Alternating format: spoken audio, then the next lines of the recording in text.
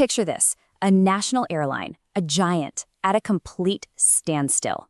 We're talking thousands of flights canceled. And at the center of it all, a union that isn't just on strike, but is in open defiance of its own government. This is a massive, high-stakes standoff playing out in the skies over Canada. And it all kicked off with one single defiant act. And it really all boils down to moments like this one. The union chief reportedly tearing up the government's back-to-work order and just delivering this incredibly blunt message. The strike, he's saying, will end when his members get a deal they can actually vote on. You can just feel it right there. This has become about something way bigger than money. It's about who really holds the power. And the stakes? Well, they couldn't be higher. This single number shows you the daily human cost of this standoff. We're talking 130,000 people a day. Families, folks traveling for business, people on vacation, all of them caught right in the middle. Their plans just thrown into chaos. Okay, so to understand how we even got here, we first have to wrap our heads around the fact that this is so much more than a typical labor dispute. This is a direct challenge to a federal order. Yeah, that's right. The last time Air Canada flight attendants walked out was nearly 4 decades ago.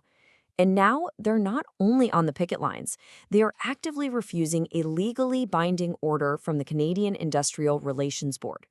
It's a bold move that takes this from a private company dispute straight into a public showdown. So why would they take such a massive risk? I mean, why defy the government itself?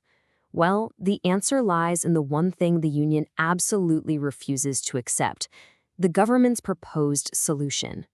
And that solution is something called binding arbitration.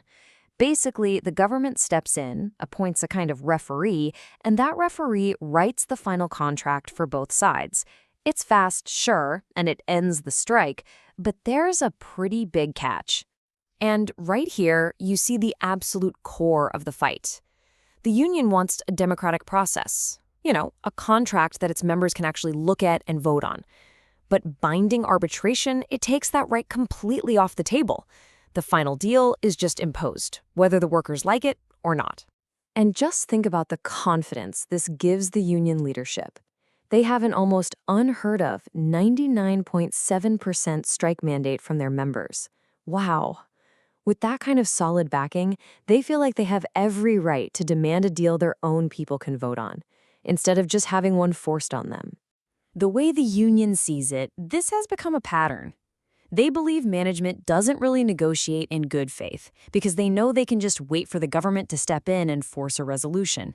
The union calls it a crutch that lets the company completely sidestep the bargaining table. So, setting the whole procedural fight aside for a minute, what are the flight attendants actually fighting for? What would a negotiated deal even look like? Well, it really all boils down to 2 key issues. First, it's about getting paid for all the work they do on the ground before the plane ever even takes off. And second, it's about a pretty significant wage increase to catch up after a decade of falling behind. That first demand, it's about something you might not even think about. Right now, Air Canada flight attendants are pretty much only paid from the moment the cabin door closes until it opens again.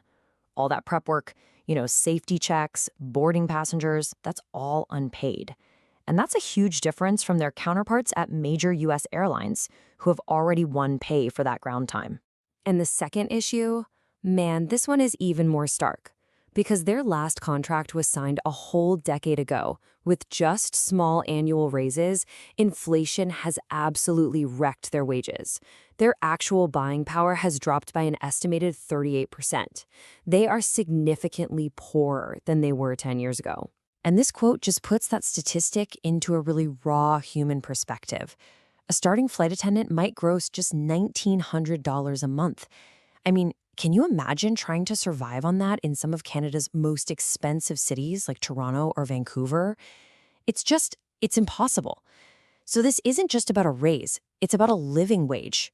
Now, the reason the government is so eager to intervene is because this strike doesn't just affect the airline and its employees.